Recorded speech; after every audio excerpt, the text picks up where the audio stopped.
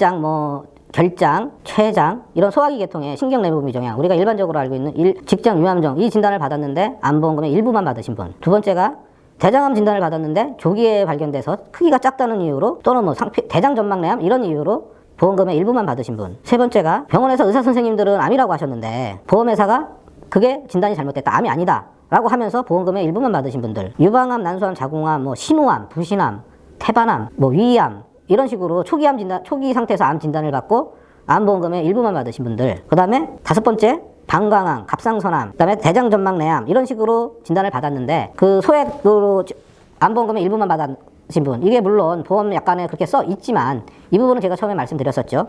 보험계약은 내가 보험계약을 가입한 시기의 기준으로 따라 하는 겁니다. 계약 내용을 살펴보셔야 돼요. 그리고 마지막으로 뭐 어떤 것인지 모르겠지만, 뭔진 모르겠지만 상피내암, 경계성 종양 이런 진단을 받았는데 제대로 진단된 것이고 제대로 보험금이 지급된 것인지 알고 싶으신 분들, 이런 경우에는 망설이지 말고 저희 법무법인 노크하세요. 어떤 조건도 없이 무료로 다 추가로 받으실 보험금이 있는지 검토해서 알려드립니다.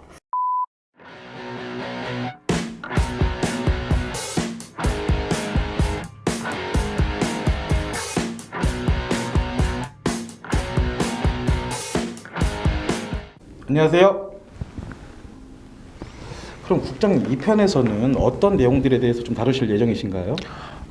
이 편에서는 이 부당하게 암보험금을 적게 받는 사례가 어느 정도인지, 그리고 어떻게 해야 그나마 그 손해를 최소화할 수 있는지, 이런 부분을 한번 살펴볼게요. 암보험금이 적게 지급된 그런 비율은 어느 정도 되나요?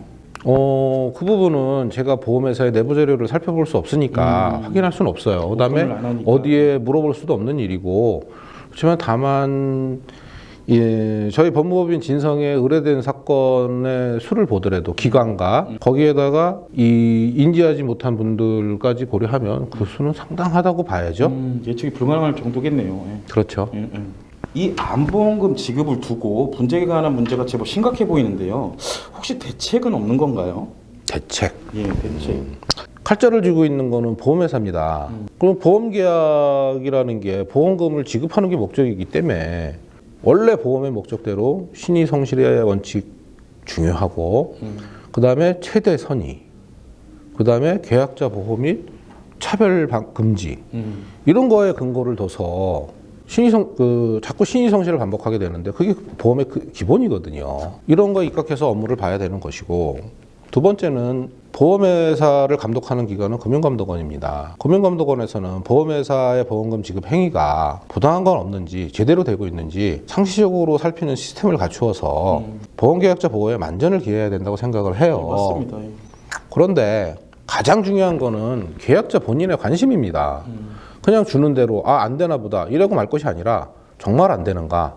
나는 괜찮은 건가? 제대로 받은 건가? 이런 의구심을 가지고 한번 보험 약관도 살펴보시고, 정 궁금하면 뭐 인터넷 요즘에 잘 돼 있지 않습니까? 그렇죠. 인터넷도 살펴보시고, 그럼 분명히 같은 사례 분쟁이 있는 분들이 있을 거예요. 그럴 때는 적극적으로 내 사건을 되돌아보세요.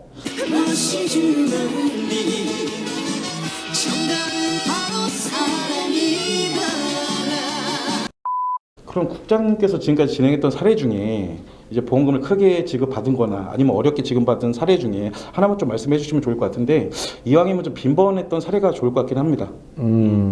저희 법무법인 진성에 억울한 보험금을 찾아달라고 찾아주신 분들의 대부분은 직장유암종 진단을 받으신 분들이에요. 거의 저희한테 상담 건수 중에 비율로 치면은 80%, 90%에 이를 겁니다. 그 진단명이 D37.5 그 코드 맞죠? 직장유암종이. 네, 맞습니다. 네. D37.5 진단 맞고요. 네. 억울함을 호소하신 그 보험 금액들이 보면 작게는 1,000만 원, 2,000만 원, 크게는 뭐 7,000만 원, 8,000만 원. 평균적으로 잡아도 3, 4천만 원 정도는 됩니다. 웬만한 사람이 연봉 정도는 되네요. 그러면은 제 사례처럼, 조금만 가지 말아요. 제 사례처럼 3천만 원, 4천만 원을 되찾을 수 있다면 그거 권리를 왜 포기합니까? 그거 물어보는데 돈 드는 것도 아닌데, 찾아보는데 돈 드는 것도 아닌데 왜 포기합니까, 그걸? 이렇게 의뢰된 직장유암종 환자분들 같은 경우 거의 다 보험금을 받아들였어요. 소송관분 1분, 금감원 민원 중에 있으신 분 3분을 외에 나머지 분들은 거의 다 보험금을 되찾아 드렸고 지금도 뭐 진행되고 있는 다른 분들도 그다지 어렵지 않을 거로 생각을 해요. 근데 이렇게 하는 게 꼭 소송으로 소송 없습니다. 거의 다 그냥 그 소송 전에 업무를 종결을 하고요. 뭐 처리 기간을 보면 짧게는 열흘, 뭐 길어야 어떤 그 논쟁이 오가서 분쟁거리가 있어서 저게 되면은 한 달. 예, 지금 그 빈번한 사례에 대해서 말씀을 하셨는데 혹시 진행을 하면서 이건 되게 어려웠다, 난해했다 혹시 이런 건들이 있으실까요? 네, 있습니다. 억울한 보험금이 있다라는 거는 인식을 하셨는데 이제 뭐 다른 전문가분들 이렇게 해갖고 업무를 진행하시면서 또는 직접 진행하시면서 보험회사가 요구하는 제3의료기관 자문을 통해서 그 계약자한테 불리한 결과의 내용이 회신된 자료 때문에 거절당한 분들이 있어요. 그 2차 시도로 다 저희 법인을 찾아주시는 분들이 있는데 이 경우에 보험회사는 그 자문 결과 뒤에 숨어서 다른 어떠한 주장도 외면을 하는 경우가 많습니다. 말이 나온 김에 그 보험금을 청구해서 보험사가 손해사정을 하는 절차에서 부당한 보상 관행들이 많습니다. 이 부당한 보상 관행에 대응해서 그나마 손해를 줄일 수 있는 핵심 포인트 몇 가지를 말씀드릴게요. 앞으로 보험금을 청구하시는 분들 받아 적으셔도 됩니다. 중요한 내용입니다. 네, 좀 어려운 얘기들 수 있으시니까 메모 꼭 하시기 바랍니다. 보험금을 뭐 진단이 됐든 뭐가 됐든 보험금을 청구하면 보험회사에서 위촉된 손해사정인이라는 분들이 전화가 와요. 현장 실사를 위해서 만나야 되고 그리고 나서 만나면 좀 전에 제가 말씀드린 것처럼 진료기록 감정을 해야 된다. 뭐 조직 슬라이드를 달라. 뭐 자문의 소견을 받아야 된다. 이런 얘기들을 합니다. 포인트 알려드리겠습니다. 첫 번째, 제3의료기관 진료기록 자문 이거 동의하지 마십시오. 의무사항도 아니고 계약자에게 유리한 내용 나올 확률은 거의 없습니다. 그리고 두 번째, 조직 슬라이드 요청하는 거 안 해줘도 됩니다. 그 조직 슬라이드 가지고 가서 뭐 하겠어요? 재판 독하고 이런 거 하려고 그러는 거 아닙니까? 그 다음에 세 번째, 자문의사 소견 동의 이거 뭐 거부할 수는 없습니다. 근데 그거 꼭 보험회사가 가야 되는 거 아니잖아요. 그렇죠. 고객이 요청해도 되는 거 아닙니까? 그렇죠. 그러면 보험회사가 필요한 내용을 정리해서 달라고 하세요. 직접 그리고 받아다 주세요. 그 과정에서 보험회사 질의한 내용이 부당한 내용은 없는지 반드시 검토하세요. 이 세 가지를 지키면 그나마 손해를 줄일 수 있습니다. 그나마 억울하게 보험금을 잃어버리는 걸 처음은 방지할 수 있습니다. 근데 소비자들이 약관을 읽어본다 하더라도 그 내용 자체가 원체 많고 그리고 내용이 어렵다 보니까 보더라도 본인이 보험금을 맞게 받았는지조차도 잘 모를 것 같거든요. 국장님처럼 전문가가 아니다 보니까. 그렇죠. 그러다 보니까 이런 업무를 억울함을 해소하는 업무를 대신 봐주는 전문가들이 있는 거고 우리 법무법인 진성도 똑같은 이유로 다 이런 자리에 있는 겁니다. 우리 법무법인 진성에서는 그동안 뭐 상피내암이다, 경계성 종양이다, 암이다 이런 진단을 받고 또는 소외감이다 이런 진단을 받고 암보험금 전부를 지급받지 못하고 일부만 지급받으신 분들을 위해서 혹여라도 추가로 받을 내 보험금이 있는지 없는지 무료로 확인해드리는 서비스를 운영하고 있습니다. 이 무료 진단 서비스를 이용을 해보고 싶으신 분들은 이 옆에 명함 띄워드릴 테니까 편하게 연락 주시기 바랍니다. 검토를 해보고 추가적으로 암보험금을 받을 수 있는지에 대해서 친절하게 설명드리도록 하겠습니다.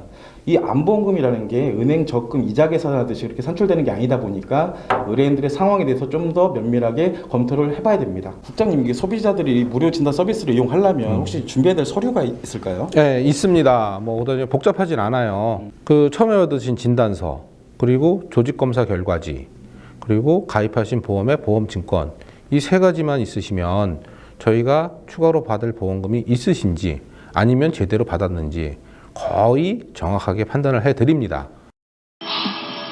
그리고 저희 법무법인 진성 카페를 보시면 기존에 저희 법무법인 진성을 통해 가지고 추가적으로 암 보험금을 지급받은 실제 사례에 대해서 많은 내용들이 올라와 있거든요. 그리고 이 영상을 보시는 분들뿐만 아니라 주변에 암 진단을 받았는데 보험금을 제대로 못 받으신 분들이 있다면 이 해당 영상에 대한 링크를 공유해 주시기 바랍니다. 그리고 국장님 이제 마무리할 시간인데요. 네네. 혹시 마지막으로 하실 얘기가 있으실까요?